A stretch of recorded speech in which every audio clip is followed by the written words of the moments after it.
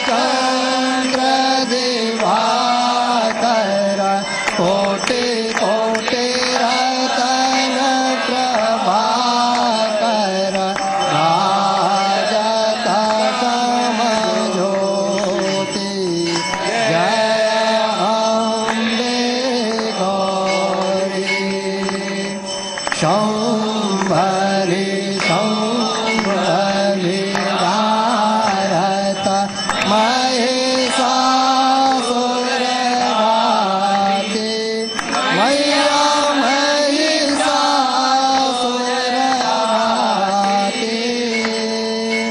धूम्रविलोचन नयन मधुर विलोचन नयन निशगिन मदमाति जय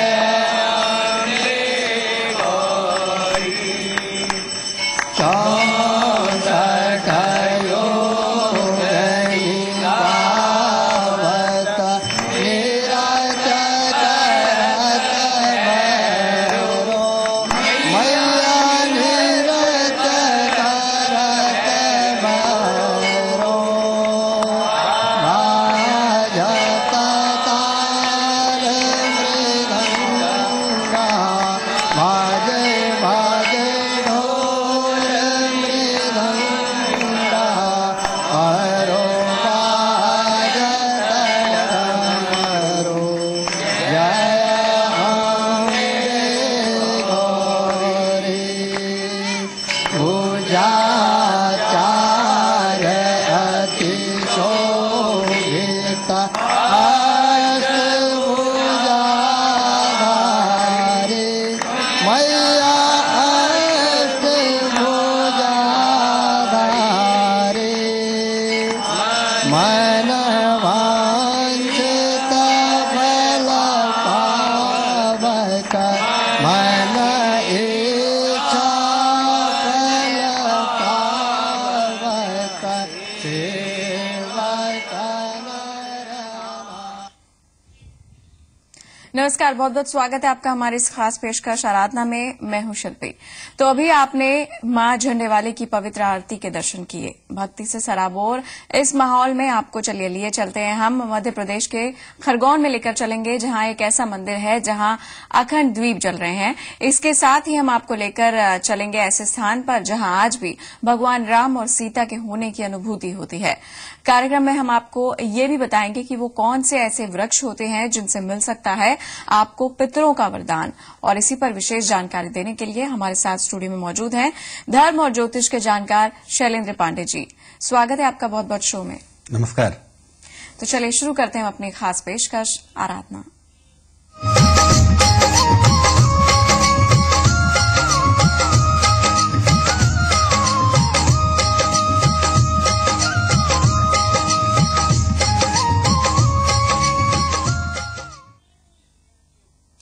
तो मध्य प्रदेश के खरगोन की बात करते हैं, जहां एक ऐसा मंदिर है जहां अखंड दीप जल रहे हैं। भगवान शिव के इस मंदिर के दिव्य दीपक 500 सालों से भी अधिक समय से प्रज्वलित है। क्या है इन दीपों का रहस्य और इस मंदिर का इतिहास क्या है, देखिए हमारी रिपोर्ट में। जगमग जलते ये दीप भक्तों की मुराद पूरी करते हैं। ये 11 ज्योत साधारण नहीं बल्कि अखंड है। ये चमत्कारी दीपक पिछले 500 सालों से भी अधिक समय से प्रज्वलित है। नर्मदा नदी के किनारे स्थित राज राजेश्वर मंदिर न सिर्फ अपने इन अखंड दीपकों यहाँ की खूबसूरत वास्तुकला के लिए प्रसिद्ध है, इसका इतिहास भी कम दिलचस्प नहीं। जो कि यहाँ के चक्रवर्ती सम्राट थे, स्वयं सुदर्शन चक्र का अवतार थे। ये उन्हीं का मंदिर है। और ये जो शिवलिंग आप देख रहे हैं सामने, ये पीढ़ी दर पीढ़ी से त्रेता युगीन शिवलिंग है। इसमें अंतिम समय में कार्तवीर्य सहस्त्रार्जुन सशरीर उनकी ज्योति इसमें समा गई थी। इसलिए ये बहुत पूजनीय मंदिर है, क्योंकि सुदर्शन चक्र का अवतार थे। भगवान शिव को समर्पित राज राजेश्वर मंदिर मध्य प्रदेश के खरगोन जिले के महेश्वर के सबसे प्रमुख मंदिरों में से है। कहा जाता है कि महेश्वर में राजा सहस्त्रार्जुन का शासन था, जिसने युद्ध कर रावण को भी पराजित किया था। इधर सहस्त्रधारा में भगवान सहस्त्रार्जुन अपनी रानियों के साथ जल क्रीड़ा कर रहे थे और उन्होंने अपने हाथों से नर्मदा जी को रोक लिया। उससे पानी बढ़ने लगा। पानी बढ़ा तो रावण की पूजा में विघ्न पड़ा। उसने कहा कि ये कौन प्रतापी राजा है जो मेरी पूजा में विघ्न डाल रहा है। इसको लेके उनका आपस में युद्ध हुआ और उनको फिर सहस्त्रार्जुन ने उन पर विजय प्राप्त करी और फिर यहीं पे एक सामने रावणेश्वर करके स्थान है, वहां पे उसको बंदी बना के रखा था। कहा जाता है सहस्त्रार्जुन ने ऋषि जमदग्नि को प्रताड़ित किया था और जिससे क्रोधित होकर भगवान परशुराम ने सहस्त्रार्जुन का वध कर दिया था। लेकिन सहस्त्रार्जुन शिवलिंग में ही समाहित हो गए थे, जिसे राज राजेश्वर के नाम से जाना जाता है। कार्तवीर्यार्जुन सहस्त्रार्जुन के सामने दीपक 11 इसलिए जल रहे हैं। किंवदंती यह है कि जब रावण को कैद करके रखा गया था, उस समय उसके 10 सिरों पे, दशानन के 10 सिरों पे 10 दीपक जलाए गए थे और एक उसके हाथ में, यूं करके उसके एक हाथ में दीपक जलाया गया था। ऐसे कुल 11 दीपक जलाए थे। उस हिसाब से 11 दीपक ये जल रहे हैं। ये मंदिर सैकड़ों साल पुराना है। मान्यता है मंदिर के इन 11 नंदा दीपों की ज्योति दीन दुखी श्रद्धालुओं के दुखों का निदान करती है। इन अखंड दीपों को कभी बुझने भी नहीं दिया जाता। इस गौरवशाली मंदिर में हर साल हजारों भक्त आते हैं। इंदौर से शरद व्यास के साथ शिल्पी वत्स मलिक, जी मीडिया। और धार्मिक नगरी चित्रकूट में शिलाओं पर ऐसे चिन्ह मिल जाते हैं जिन्हें देखकर ऐसी अनुभूति होती है कि भगवान राम और सीता आज भी यहाँ हैं।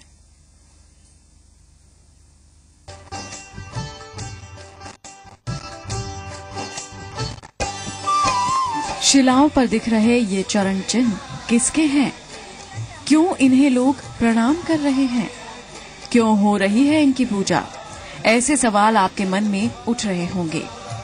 शिला पर अंकित ये चरण चिन्ह मां जानकी के हैं। जी हाँ, ये चरण चिन्ह सीता जी के हैं। भक्त इन चरण चिन्हों को प्रणाम करते हैं, इनकी पूजा करते हैं, मां जानकी से आशीर्वाद की कामना करते हैं। धार्मिक नगरी चित्रकूट में मंदाकिनी के किनारे स्फटिक के शिलाओं पर अंकित इन चरण चिन्हों के दर्शन के लिए दूर दूर से भक्त यहाँ आते हैं। ये जो चरणों के दर्शन हो रहे हैं, ये कोई कारीगरों के गढ़े बनाए बनावटी चरण नहीं है। ये लाखों वर्ष पुरानी माता जानकी जी की धरोहर त्रेतायुग की निशानी है। भगवान राम और माता सीता ने 14 वर्ष के वनवास काल में 11.5 साल चित्रकूट में व्यतीत किए थे। आज भी इनके साक्ष्य चित्रकूट में मौजूद हैं। चित्रकूट के कण कण में राम और मां जानकी का वास है। यहाँ आने वाले श्रद्धालु शिलाओं पर भगवान राम और माता सीता के चरण चिन्ह देखकर कौतूहल से भर जाते हैं। ऐसा लगता है मानो आज भी यहाँ भगवान राम और सीता जी का वास है। यहाँ पे सीता मैया जी कहते हैं, यहाँ पे स्नान करते थे, श्रृंगार करते थे। यहाँ पे वहाँ पर साक्षात उनके चरण पादुका मंदिर जी। और ये माना जाता है कि यहाँ इस पर्वत के कण कण में राम समाये हुए हैं और जो इसकी परिक्रमा करता है सच्चे मन से, उसकी सारी इच्छाएं पूर्ण होती है। ऐसा कहा जाता है कि त्रेता युग में भगवान राम, लक्ष्मण और सीता जी ने चित्रकूट आए थे। उन्हीं के चरण चिन्ह यहाँ की शिलाओं में हैं। जो भक्त पूरी भक्ति भाव से इन चरण चिन्हों के दर्शन करता है, उनकी मनोकामना पूरी होती है। ओमकार सिंह के साथ ब्यूरो रिपोर्ट, जी मीडिया। तो धर्म यात्रा में तो हमने इन अलग अलग मंदिरों के आपको दर्शन करवाए और हम अब बात करेंगे कि वृक्षों का संबंध पितरों से किस तरह से होता है और कौन सा ऐसा पितृपक्ष में आप वृक्ष लगाएं जिससे पितृ दोष से मुक्ति काफी हद तक मिल सकती है। ये भी हम जानेंगे हम, लेकिन एक छोटा सा ब्रेक ले लेते हैं। बने रहिए हमारे साथ।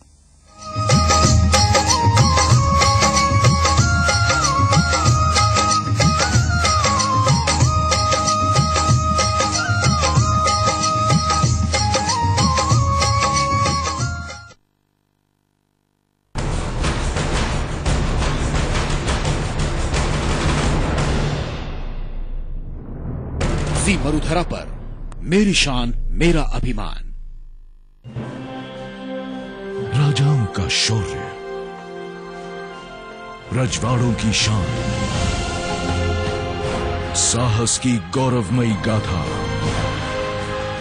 जी मरुधरा पर मेरी शान मेरा अभिमान।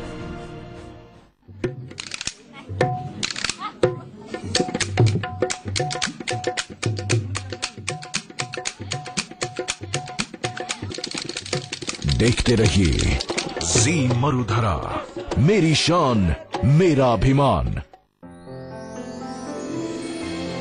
दूर तक फैला रेगिस्तान, भव्य राजमहल, मजबूत किले और लोक संगीत के रंग एक नए अंदाज में। देखते रहिए जी मरुधरा, मेरी शान मेरा अभिमान।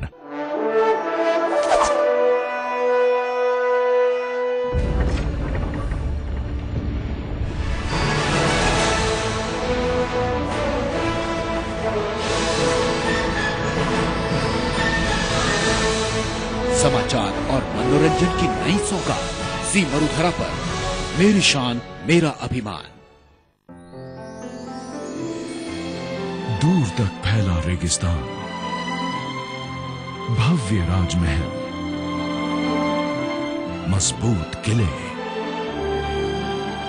और लोक संगीत के रंग एक नए अंदाज में। देखते रहिए जी मरुधरा, मेरी शान मेरा अभिमान।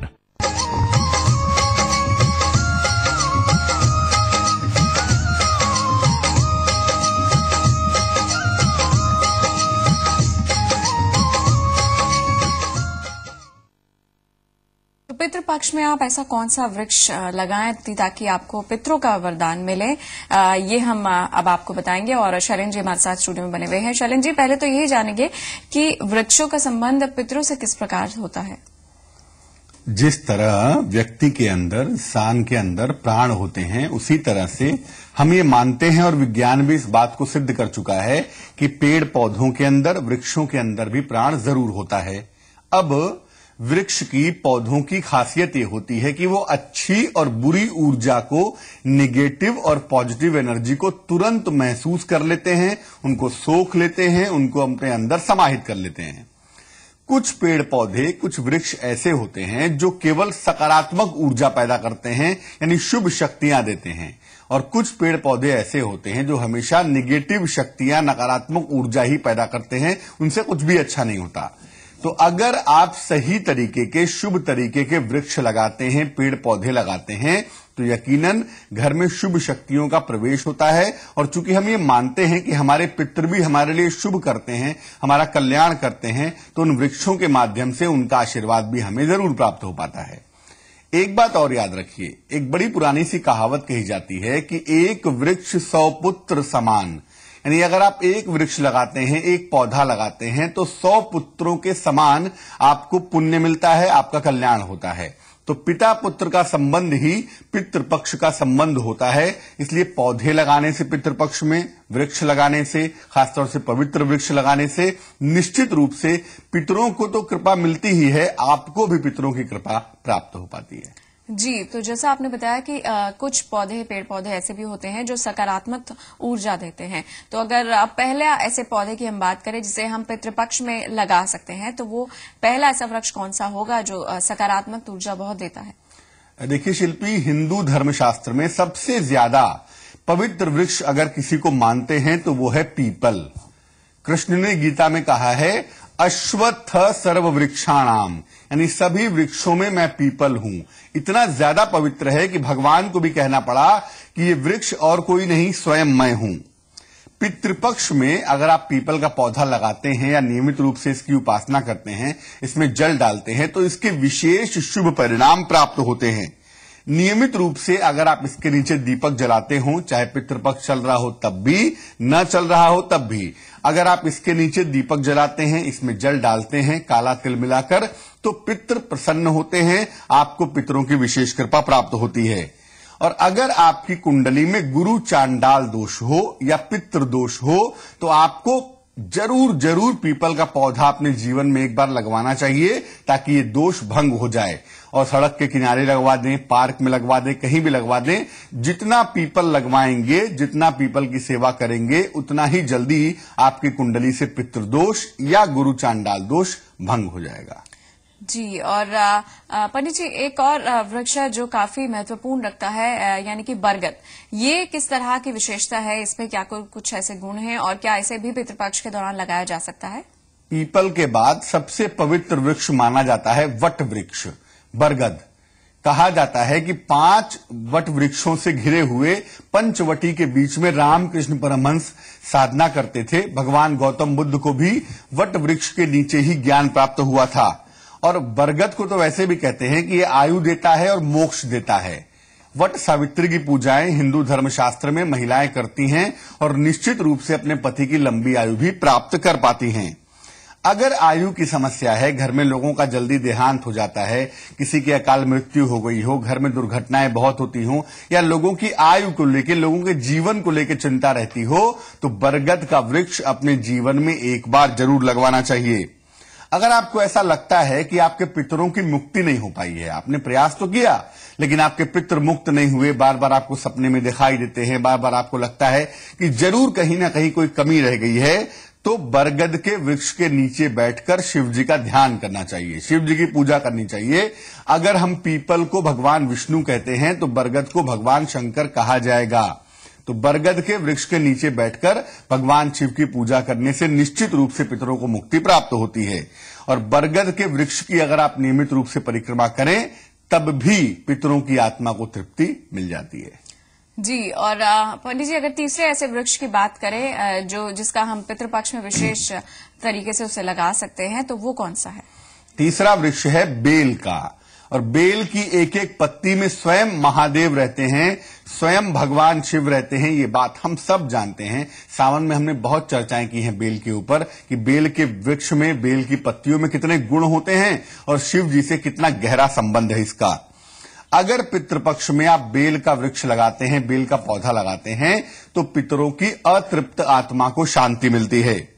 पितृ विसर्जन अमावस्या के दिन, जो कि कल पड़ेगी, अगर कल के दिन पितृ विसर्जन अमावस्या के दिन भगवान शिव को बेलपत्र अर्पित किया जाए और गंगा जल चढ़ाया जाए तो हर तरह के पितृदोष से मुक्ति मिलती है।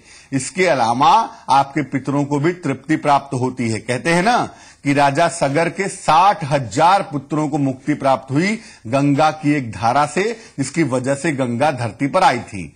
तो कल के दिन यानी पितृ विसर्जन अमावस्या के दिन अगर शिवलिंग पर बेलपत्र और गंगा जल अर्पित करेंगे, आपके पितरों को मुक्ति मोक्ष अवश्य प्राप्त होगा। जी, और इसी के बीच हमारे साथ एक दर्शक फोन लाइन पर जुड़े हैं, पीपी दुबे है हमारे साथ। जी बताएं, क्या सवाल है आपका? हेलो जी बताइए। पंडित जी, वट वृक्ष का पेड़ लगाना पीपल का अमावस्या के दिन, जो कि रहता, हमारे पापा जी की कम आयु में शांत हो गए थे, तो इसके लिए क्या निवारण करना चाहिए? देखिए, सबसे तो अच्छा होगा कि पीपल का वृक्ष आप लगवा दें। कल है पितृ विसर्जन अमावस्या, अपने पिताजी की याद में, उनके सम्मान में, और उनकी आत्मा को मुक्ति मिल सके, इसके लिए पीपल के ढेर सारे वृक्ष, ढेर सारे पौधे आप लगवा दें, पार्क में लगवा दें, सड़क के किनारे लगवा दें, थोड़ी उनकी देखभाल करें। और जैसे जैसे वो पौधे वृक्ष बनते जाएंगे, आगे बढ़ते जाएंगे, वैसे वैसे उनके लिए बढ़िया होता जाएगा।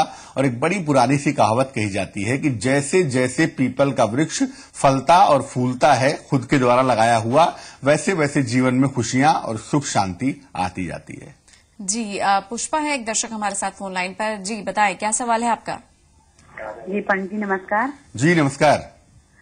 जी पंडित जी, मुझे अपनी माताजी के बारे में पूछना है। उनका नाम बताइए और उम्र बताइए। जी जानकी देवी उनका नाम है और 65-66 साल उनकी उम्र है। क्या मुश्किल है? जी पंडित जी, वो 5-6 महीने से बहुत तबीयत खराब है उनकी, बहुत बीमार रहती हैं। देखिए, इस समय का जो प्रश्न है ना, वो कहता है कि मंगल अभी बहुत अच्छा नहीं है। हालांकि 2 दिनों बाद से मंगल की स्थिति काफी बेहतर हो जाएगी, तो मुझे लगता है 2 दिनों बाद से सुधार होना तो जरूर ही शुरू हो जाना चाहिए।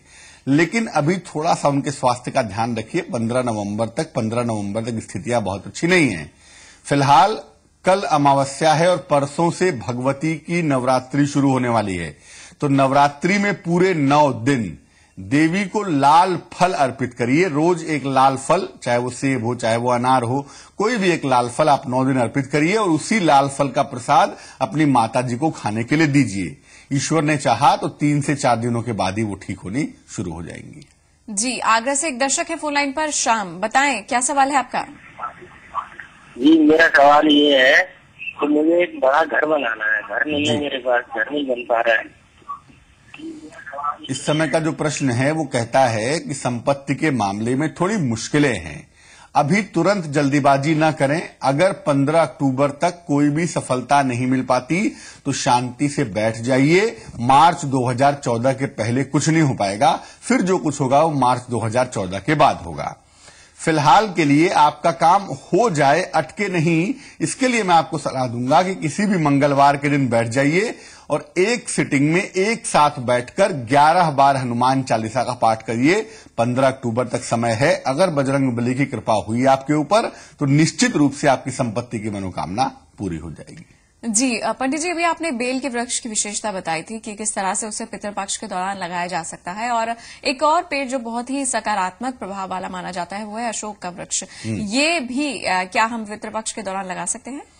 पहली बात कि जिसको हम लोग अशोक समझते हैं, लंबा सा वृक्ष होता है और जिसके पत्ते त्रिभुजाकार होते हैं, त्रिकोणे होते हैं, लंबा वृक्ष जो होता है जिसको हम अशोक समझते हैं, दरअसल वो अशोक नहीं होता।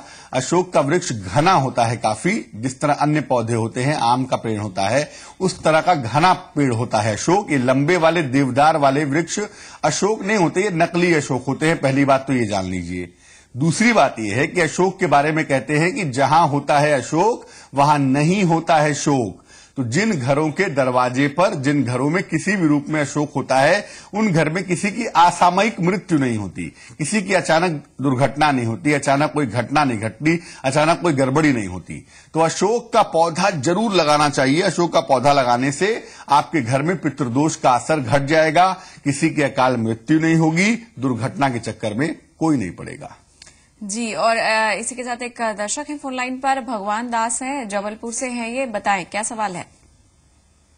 हेलो जी, बताइए भगवान दास जी। हाँ, मेरा डेट ऑफ बर्थ है 5/5/1967। क्या प्रश्न है आपका?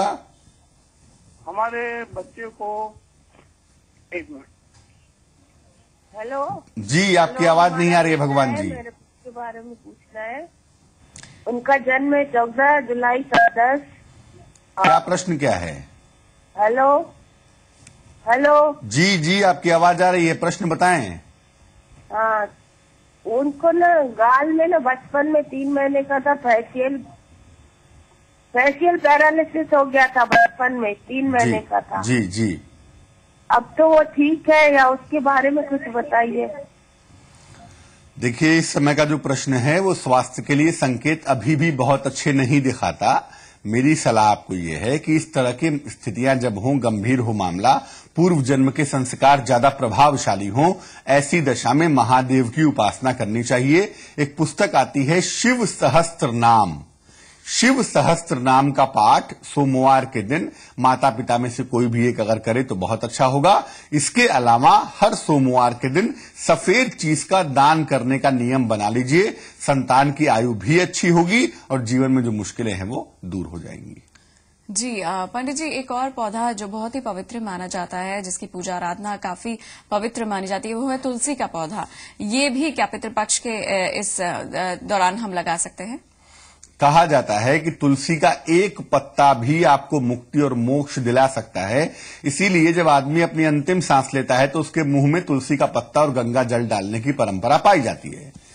जिस स्थान पर दाह संस्कार करते हैं, शरीर को जला देने के बाद, वहां पर भी तुलसी का पौधा लगाने की परंपरा पाई जाती है। ऐसा समझते हैं कि तुलसी का पौधा लगाने से, उसके पत्ते को खाने से या मुंह में डालने से व्यक्ति मरकर भी मुक्ति प्राप्त कर लेता है। अगर पितृपक्ष में तुलसी का पौधा लगाकर उसकी देखभाल की जाए, उसमें जल डाला जाए, उसके नीचे दीपक जलाया जाए, तो पितरों को अतीव तृप्ति की प्राप्ति होती है। उनके जो भी मुक्ति में मुश्किलें आ रही हैं, बाधाएं आ रही हैं, वो काफी हद तक दूर हो जाती हैं। तुलसी का पौधा अगर घर में फलेगा, फूलेगा, घर में डेवलप करेगा, राइज करेगा, तो घर में अकाल मृत्यु की नौबत नहीं आएगी। जिन घरों में तुलसी का पौधा लग ही नहीं पाता, फलता फूलता नहीं है, उन्हें सावधान हो जाना चाहिए। उनके घर में नकारात्मक ऊर्जा ज्यादा है, उसको ठीक करने के उपाय जरूर करने चाहिए। जी पंडित जी, बहुत बहुत शुक्रिया आपका इस जानकारी के लिए। नमस्कार। तो आराधना में बस इतना ही, दीजिए इजाजत, नमस्कार।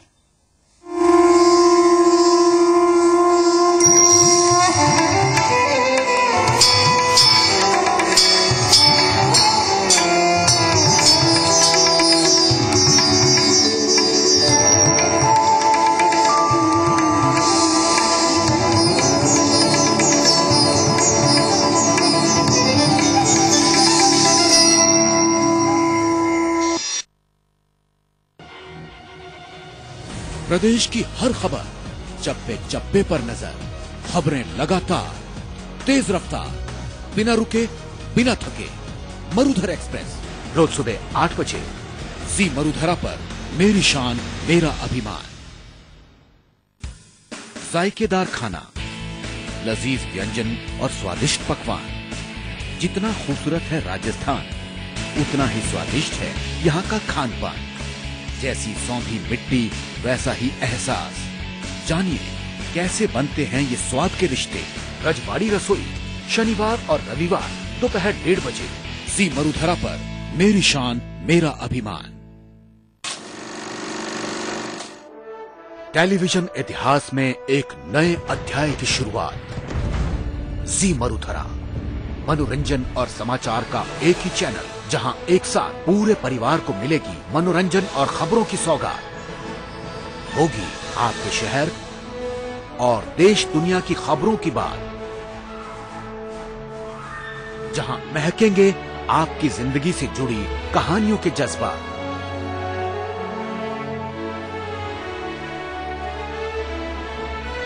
और हर रोज लगेगा बॉलीवुड मूवीज का तड़का। जी मरुधरा, मेरी शान मेरा अभिमान। सत्ता के खेल में सियासत के दांवपेच। कांग्रेस पार्टी का दोहरा चरित्र। चुनाव खत्म हो जाता है तो फिर सारे मुद्दे खत्म हो जाते हैं। जो कहते हैं वो करते हैं। हर चेहरे के पीछे का असली चेहरा। राज्य का अगर अहित हुआ है तो फिर हम चुकेंगे नहीं कार्रवाई करने। पल पल बदलते समीकरण, उतार चढ़ाव की अंतरंग कहानी। विकास ही सब बात की जवाब है। हमारा एक्सपेरिमेंट पूरी तरह से विफल हो गया, वो ब्लंडर। आप जनता के लिए काम करोगे तो जनता ही मार्केटिंग कर दी है। देखिए सियासत की बात मेरे साथ।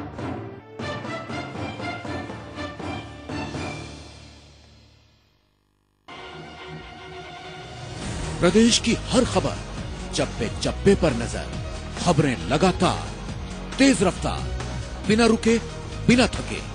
मरुधर एक्सप्रेस रोज सुबह 8 बजे जी मरुधरा पर। मेरी शान मेरा अभिमान।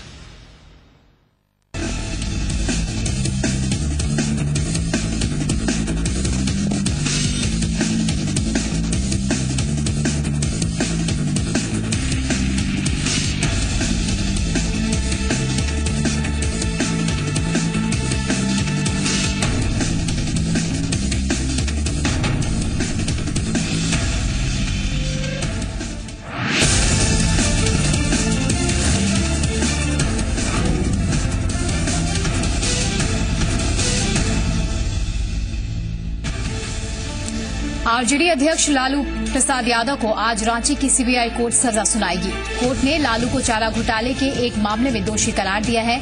बड़ा सवाल, अगर लालू यादव को जेल हो जाती है तो उनके बाद उनकी पार्टी का क्या होगा।